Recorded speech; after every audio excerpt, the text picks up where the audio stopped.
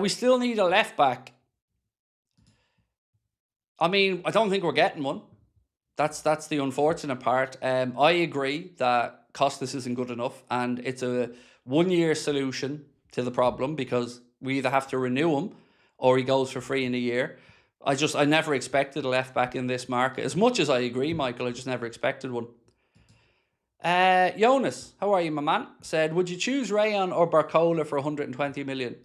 100% Barcola in that scenario for 120 million. Absolutely. And I have to say that because you have a bigger body of work to look at.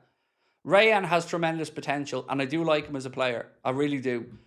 But at that level, you're taking a risk because he's very limited Premier League experience. And I know Barcola has none, but we've seen this man in Champions League finals. We've seen this man at a World Cup. We've seen him at the top level plenty. So definitely Barcola is the more sensible. But I'm not going to sit here and say that the same reservations I've always had about Bradley Barcola aren't still there.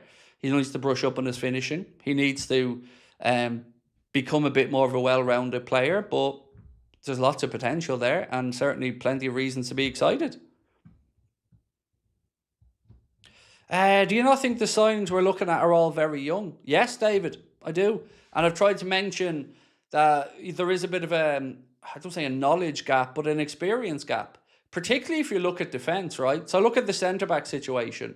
And if we could just take Araujo out of the mix just for a minute. At the end of next season, Virgil's going to depart unless something changes. Araujo's going to go back to Barcelona unless something changes. And then we're going to have a situation where we've got Jeremy Jacquet, Giovanni Leone, Nalo, Ndai, and Ndwoko. All really young centre-backs. So for me, next summer, the absolute number one priority has to be to get a centre-back that's in the 25 to 28 age bracket that can lead the defence. But I don't mind the midfield refresh. I don't mind that balance age-wise because, you've got Szoboszlai, who's now, into the early part of his prime. You've got Maka, who's 28. You've got Gravenberch, who, again, has plenty of experience. So I'm okay with that. I'm still wrestling, like I said, back and forth in the wide areas to think whether we have too many young players there if Mbaye comes in or whether that is a good thing. Because in one way, like I've said, these pacey wide players are usually at their best when they're in their early 20s, or usually at their most devastating pace-wise. So I can understand what Iriola's looking for. And again, to bring it back around, robustness is what we're going to need this year. We're going to need players who can get through a lot of work, and you're usually talking about younger legs in that department. Craig O'Clock Dan, how are you, bro? Always appreciated the account name, my man. Thanks for all that you do, Craig. You make me feel more connected to the club. Can you explain the work permit point system? I can't because I don't know it well enough. I just don't, mate. I'm not even a UK citizen, so I've no idea about it. From my understanding of the situation with Ndoko, Liverpool didn't use enough young players in the last couple of seasons or bring through enough that meant we could only get an exemption for one.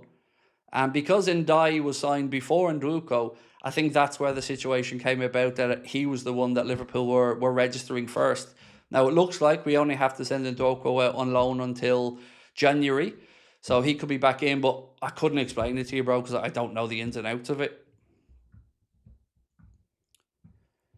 That new beast at Villa is 18. He's only 17, apparently. 17. I showed my missus the other day. I said, he's 17, Sabrina. And she said, no, he isn't. He absolutely is. Yeah, he's a big dude, isn't he? And looked like a good player as well. Chromatic Games, how are you, my friend? Said, hey, Craig, do you think a 4-2-3-1 is the right approach going into this season? I believe 3-4-3 fits Iriola better. I don't know if we are going to play with a 4-2-3-1. I would look at it that it's... I think sometimes we get bogged down in formations. Ultimately, you're going to have one deep line midfielder, an 8 that gets licensed to go forward, and a 10. So, yeah. And even if we talk about formations, the formations often change multiple times in a game. So, you might have one formation in possession, one formation out of possession. So I wouldn't focus too much on it. some version of a 4-3-3 is how we'll line up. Whether that is a 4-1, a 4-1-2-1-2, whether it's a 4-1-2-3, I don't know. We'll figure it out, you know. Just once we have the players to play the way Iriola wants to play, the rest I think we'll all get to grips with over the course of his tenure at the club.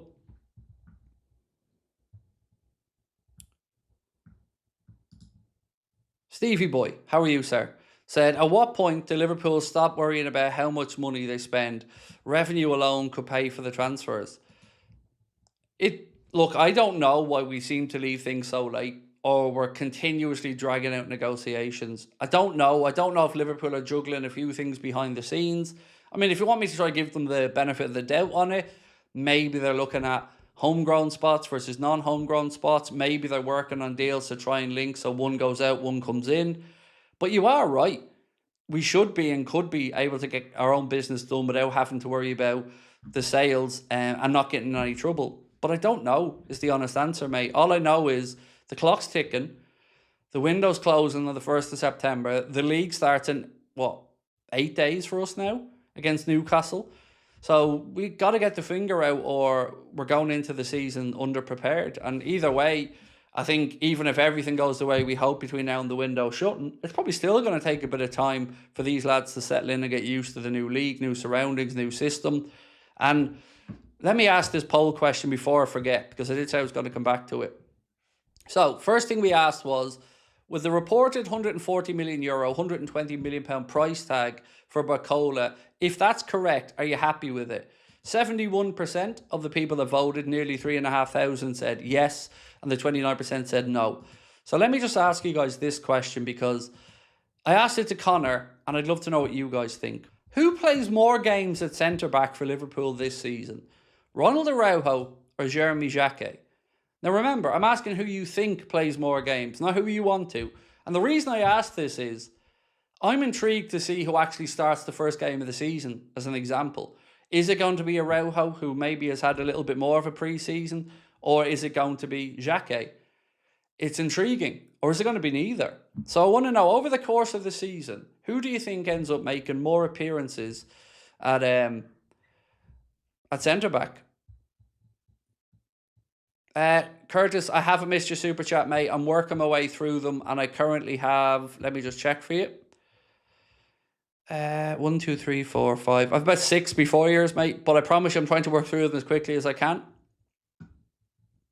Done, Stevie boys. This one. Lee, how are you? Lee said, hey Craig, would you prefer Wharton or Alex Scott? Potentially the same, but hope you're okay, mate, and family is okay. Love the channel.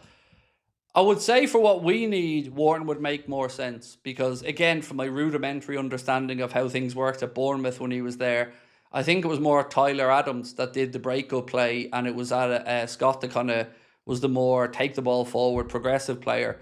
So I would imagine in that scenario, what we need right now is Wharton, but I'd be happy with both of them because I think they're both good footballers.